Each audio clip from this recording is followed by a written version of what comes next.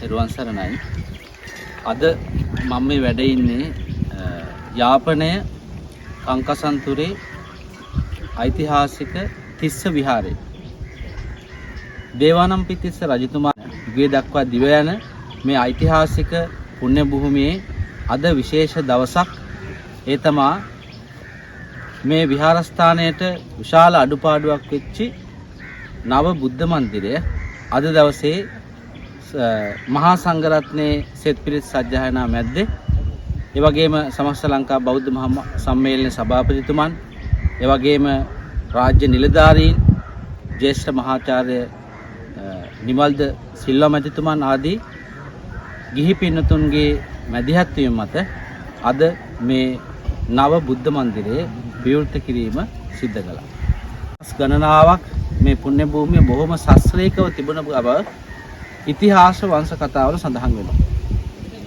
ඉන් පසුව කාලය ගැවීමෙන් විවිධ හේතු නිසා අපි දන්නා උතුරු සහ නැගෙනහිර විශාල වශයෙන් ඓතිහාසික සිද්ධාස්ථාන රාශියක් තිබෙන විහාරස්ථාන අදටත් උතුරු පළාතේ විතරක් පෞරාණික සිද්ධාස්ථාන 600කට වඩා පුරාවිද්‍යා දෙපාර්තමේන්තුව විසින් හඳුනාගෙන තිබෙනවා.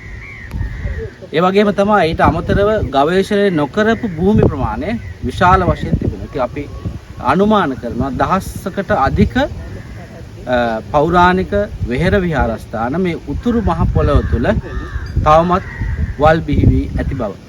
ඉතින් කාලය ගැවීමෙන් 1940 දශකයේ මේ තිස්ස විහාරය සම්බන්ධයෙන් මුලින්ම අපේ මායත යුගයේ වර්තමාන සංඝ පරම්පරාවල මහා සංඝරත්නයට කළුතර ප්‍රදේශයේ අපේ මහා සංඝරත්නයේ මේ තිස්ස විහාරය පිළිබඳව තොරතුරු අඳුනාගෙන දැනගෙන මේ 1940 කාලේ මේ භූමියට වැඩම කරලා උන්වහන්සේ විහාරස්ථාන සංවර්ධන කටයුතු සිද්ධ කරනවා.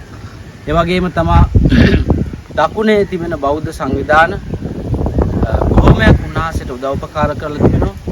වසර 30ක් 40ක් ප්‍රමාණයක් කාලයක් දහම් පාසල පවත්වාගෙන ගියපු බොහොම ශාස්ත්‍රීයව තිබුණු විහාරස්ථානයක් 1940 සිට 1980 දශකයේ දක්වාම තිබිලා තියෙනවා. ඒ අතරතුර අපි දන්නවා 1950 ගණන් වල යම් කිසි සිවිල් කෝලහලයක් ඇති වෙනවා. ඊළඟට 80 ගණන් වල කෝලහලයක් ඇති වෙනවා. මෙන්න මේ දිත්වය නිසා මේ තිස්ස විහාරයෙන් නැවත ආරම්භ කරන ලද තිස්ස විහාරයේ ආගමික කටයුතු වලට යම් යම් බාධා ඇති වී තිබෙන බව අපට තොරතුරු වාර්තා වෙනවා.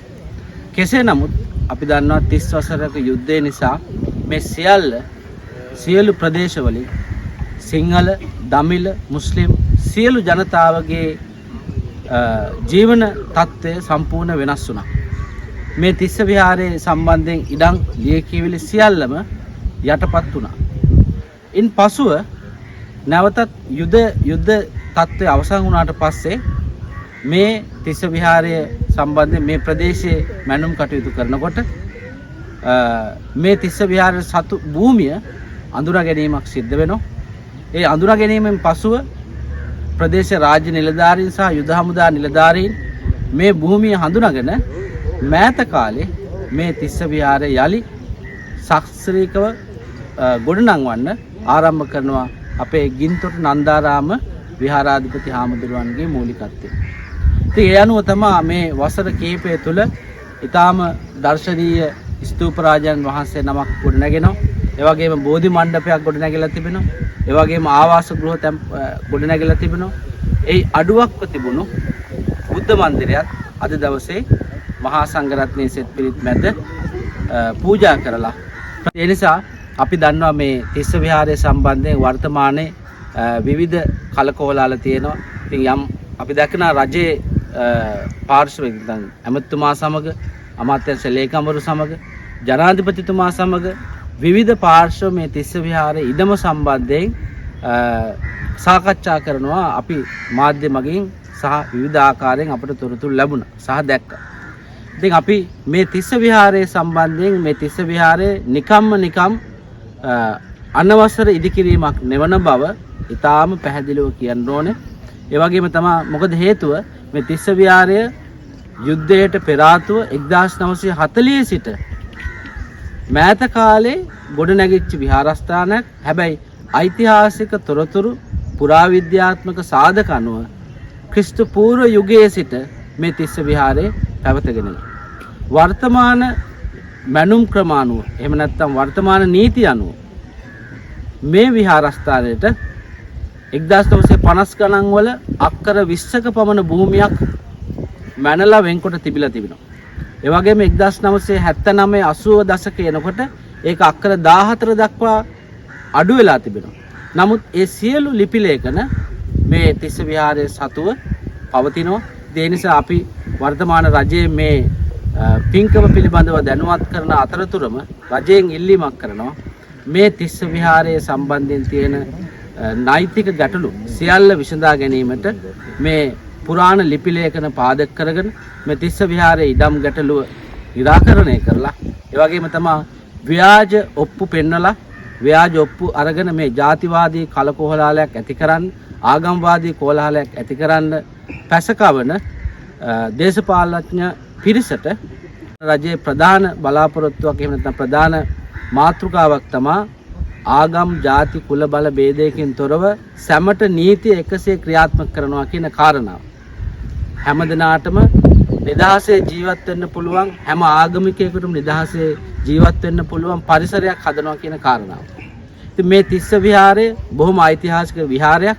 ඒ වගේම පුරාවිද්‍යාත්මක සාධක පුරාවිද්‍යා ලිපි ලේඛන ඒ වගේම මෑත කාලේ මේ විහාරයේ සතු ඉඩම් පැහැදිලිවම හඳුනාගෙන තිබෙද්දී මේ විහාරස්ථානය ඉවත් කරන්න කියලා කෑකෝ ගහමින් මේ රට තුළ ජාතිවාදයේ පතුරවන ආගම්වාදයේ පතුරවන පිරිසට දැඩි දඬුවම් දෙන්න කියලා අපි මේ වර්තමාන ජනාධිපති අනුර කුමාර දිසානායකතුමා ප්‍රධාන සියලු මැති ඇමතිවරුන්ගෙන් බලධාරීන්ගෙන් මේ වෙලාවේ ඉල්ලනවා. ඉතින් සමස්ත මහා සංඝරත්නයේ සිව් දිසාවේ වැඩ සිටින සිව්කන වැඩ සිටින මේ ඓතිහාසික තිස්ස විහාරයේ බලන්න වඳින්න පුදන්න ආශිර්වාද කරන්න වැඩම කරන්න කියලා අපි බොහොමත්ම ගෞරවයෙන් විහාරාධිපති හාමුදුරුවෝ වහන්සේ වෙනුවෙන් අපි ආරාධනා කරනවා. ඒ වගේම සියලු සදැහැති බෞද්ධයන් යාපනයට එනවනම් මේ කංකසන්තුරේ ඓතිහාසික තිස්ස රාජමහා විහාර පරිසරයට ඇවිල්ලා මේ දර්ශනීය බෝධින් වහන්සේ දර්ශනීය